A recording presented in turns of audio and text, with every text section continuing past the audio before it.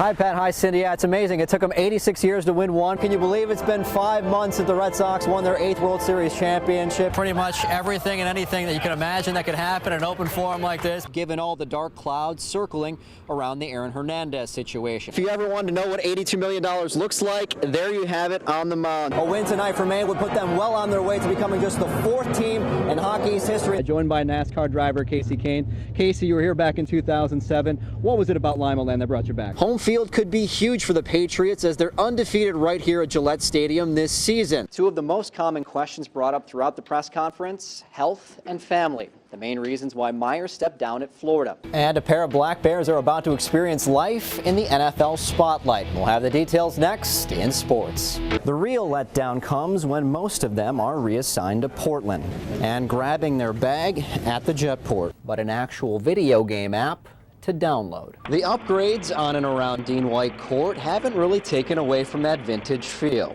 They've simply added color. Good evening, everyone. With all the questions surrounding Maine hockey's head coaching position, today the Black Bears lost the man many outsiders felt had the answers. After more than 100 applicants, the University of Maine appears to have found the new face of their men's basketball program. Now they have a chance to do something they haven't done since that 1918 championship by clinching the World Series back at Fenway Park. There's good, there's great, and there's being a Hall of Famer. The only thing left for the Bruins this season is speculation about what could have been and what might be. Fort Kent native Austin Theriault got his first taste of NASCAR this weekend as the 20-year-old made a big jump to the Nationwide Series. The most talked about third stringer in the history of sports is now history with the Patriots. When it comes to Mainers making a name at the marathon, no one will ever top Joe Benoit's 2 wins in 1979 and 1983. The heated rivalry between the Sox and the Yankees got even stickier last night, and the man stuck in the middle of it will be glued to the bench for the next 2 weeks. The opening night of the high school football playoffs on Friday didn't provide any real upsets or surprises. Saturday wouldn't be so seamless for some of the favorites.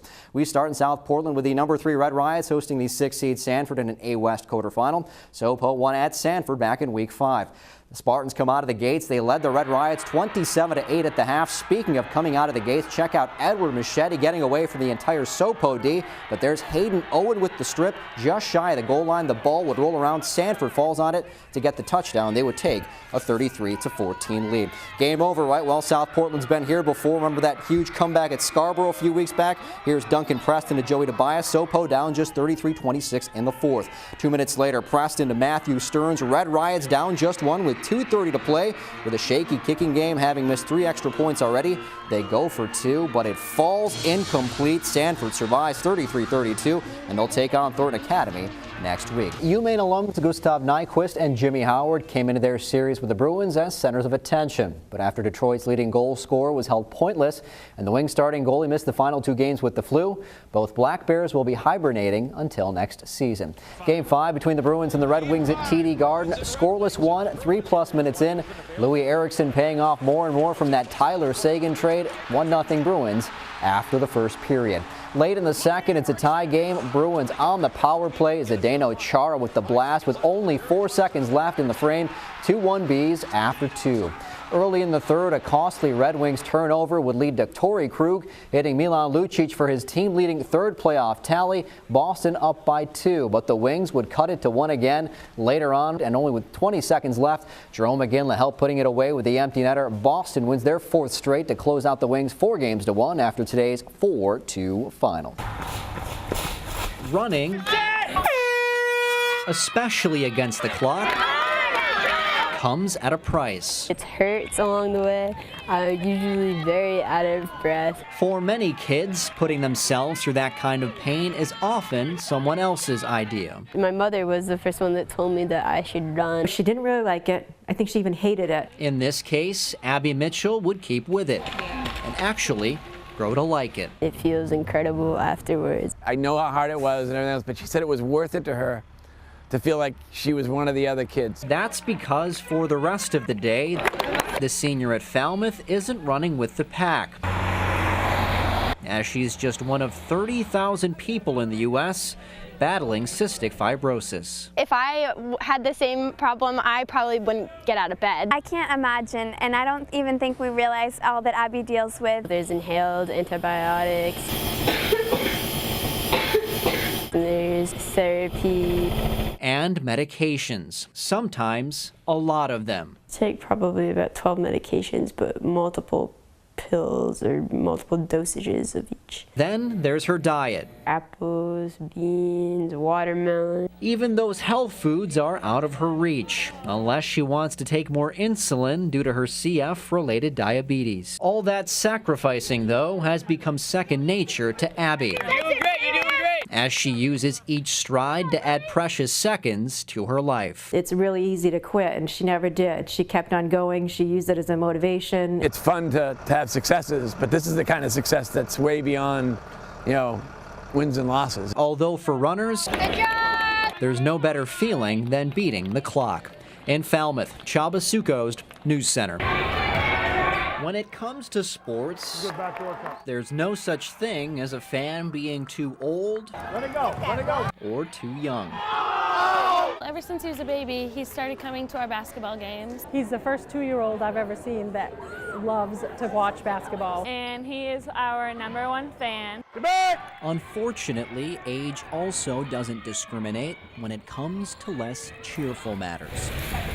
Everybody was scared. It's horrible news to get, especially when it's someone that's 2 years old. Little Cody Bean was diagnosed with neuroblastoma, the most common infantile cancer. He started chemo about a month ago. It's definitely been tough at times. Having loved the Lady Vikings since he first laid eyes on them, the Oxford Hills girls gave him a much-needed assist. That couldn't have been more of a perfect pass. We felt like as a team, we needed to do something to give back to him.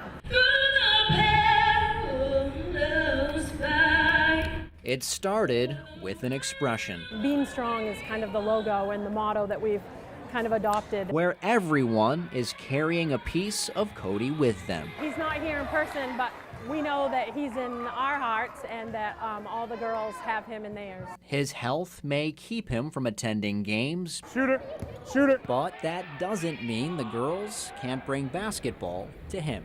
Here we go. Hi, Cody! We won. We did it for you. Feel better soon. We love you. Miss you, bud. See you soon. We're gonna do whatever we need to do, and we're just gonna get rid of it. We're gonna fight it. In South Paris, Csaba Sukosd, News Center. For some schools, the road takes a little longer until the winds finally change. It's all I've wanted for most of my life. Everybody's excited, teachers, the community. Every time I drive to school, you can see the signs up. They just give me chills every time. We've always been preaching family, and at the end of each practice, it's always family. 1, 2, 3, family! It's been a real thrill to watch this team.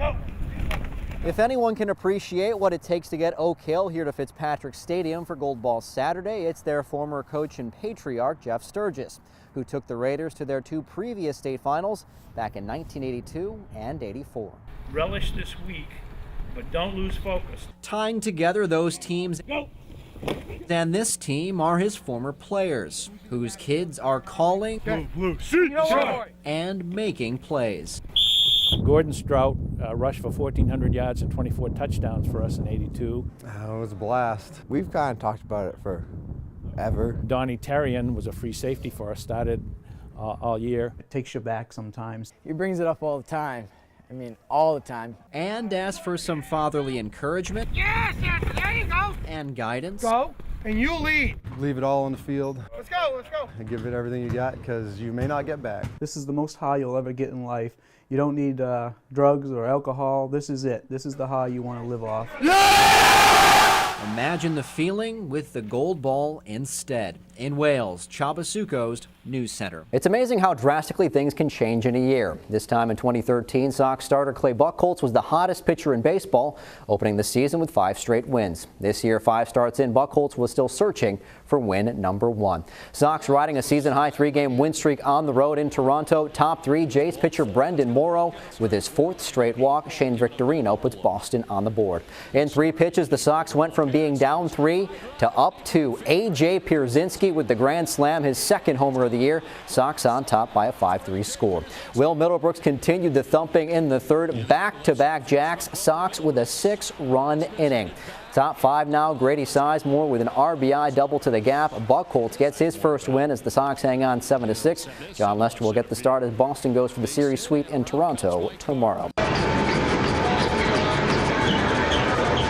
When I was growing up, my father, always stressed to me the little things. Don't make excuses for things. Excuses are words of failure. The game is the fun part.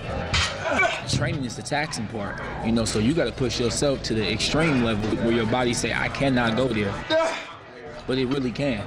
The toughest part is kind of telling yourself, no, finish it right now, even though your legs is tired. There's no way that the game is going to be as hard as I train. If the game is going to be harder, I'm not doing what I'm supposed to be doing. There you go, just like that, just like that. My grandma always tell me, use things as stepping stones. You can use them as a stepping stone to fall down, or you can use them as a stepping block. You want to go hard, so it's game-like. So when you get in the game, you making that move, and it's like second nature. If you're going hard, you're going to make a mistake. You cannot be perfect. Come on, one thing. Stay focused, stay focused. If I miss 10 shots, stay focused. Plan on making the next one.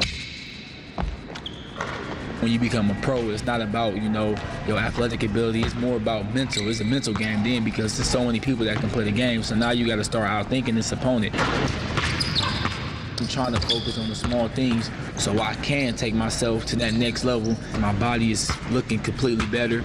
I feel great, and my confidence is, is out the roof.